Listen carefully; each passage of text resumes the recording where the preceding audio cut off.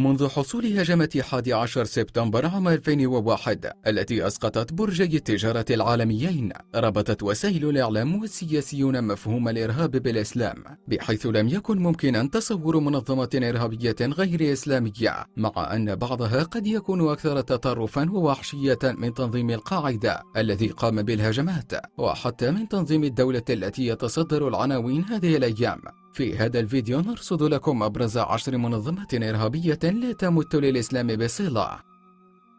منظمة كهنة شاي اليهودية. تعتبر هذه المنظمة من أشهر المنظمات الإرهابية في العالم، نظرا لما قامت به من جرائم ومذابح ضد العرب والمسلمين، أشهرها مذبحة الحرم الإبراهيمي في مدينة الخليل على يد المتطرف ياروخ جولدشتاين، وتفجير مدرسة للبنات تأسست على يد الحاخام الأمريكي مائر كهانة الذي كان يعمل عملا للمخابرات المركزية الأمريكية، والذي قتل على يد المهاجر المصري سيد نصير داخل مؤتمر للتحريض على العنف ضد العرب والمسلمين. بعد اغتيال كهانة تم حل المنظمة ومنعهم من العمل السياسي. منظمة الوطن والحرية الإسبانية إيتا. سعت منذ تأسيسها للانفصال بإقليم الباسك الإسبانية وتأسيس دولة اشتراكية مستقلة، أدت أنشطتها الدموية إلى سقوط حوالي 1000 قتيل و1000 جرحى، من بينهم ضباط وعناصر من القوات المسلحة وقوات الأمن الإسبانية، بالإضافة إلى السياسيين وأصحاب الشركات والصحفيين وعدد كبير من المواطنين، ناهيك عن عملية الخطف والتهديد والابتزاز التي يتعرض لها حتى أهالي الباسك غير المؤيدين لها. وكانت من أبرز جرائمها عملية اغتيال الرئيس ويسكاريو بلانكو ومحاولة اغتيال رئيس الوزراء الإسباني الأسبق خوسيه ماريا أزنار والملك الإسباني خوان كارلوس. جيش الشعب الجديد في الفلبين. هو ذراع مسلح للحزب الشيوعي الفلبيني، وهو منظمة سرية تهدف إلى الإطاحة بالحكومة من خلال ثورة مسلحة كانت نتيجة أعماله الدموية الهجوم على أحد السجون وعلى قوات الجيش والشرطة وحتى عمال المناجم الفقراء. قضى أكثر من 40,000 شخص في الصراع الدائر بين هذه المنظمة الإرهابية وبين القوات الحكومية.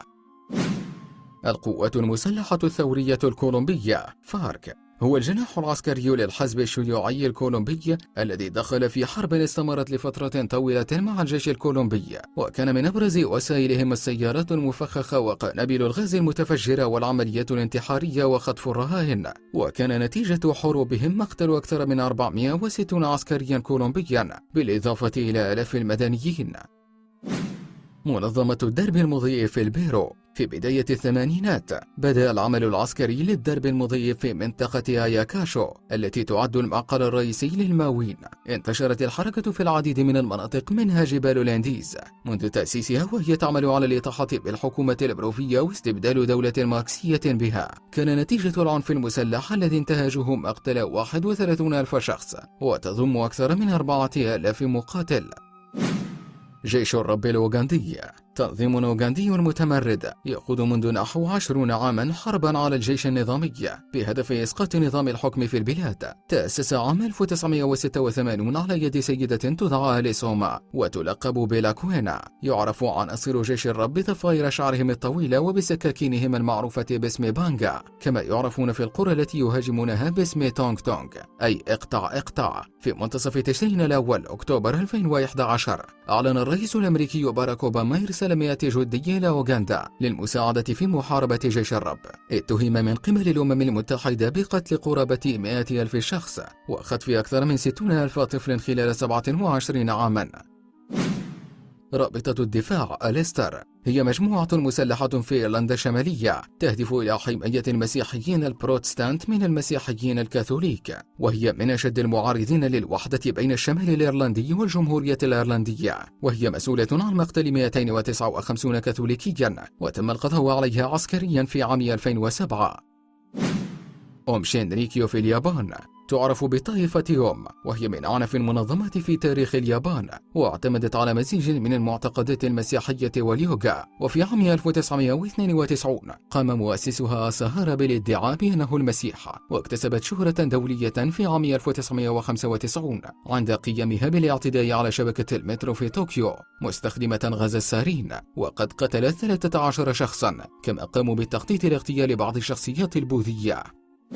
منظمة النضال الثوري اليونانية. نشأت هذه المنظمة لإحداث ثورة اجتماعية في اليونان، كما عرفت بتوجهاتها الفوضوية المسلحة. كان أشهر عملياتها الهجوم على السفارة الأمريكية عام 2007، ولقد تبنت عدة اعتداءات على المباني الحكومية والبنوك والشركات الكبرى ومراكز الشرطة، وصنفت منظمة إرهابية من قبل الحكومة اليونانية والاتحاد الأوروبي والولايات المتحدة الأمريكية.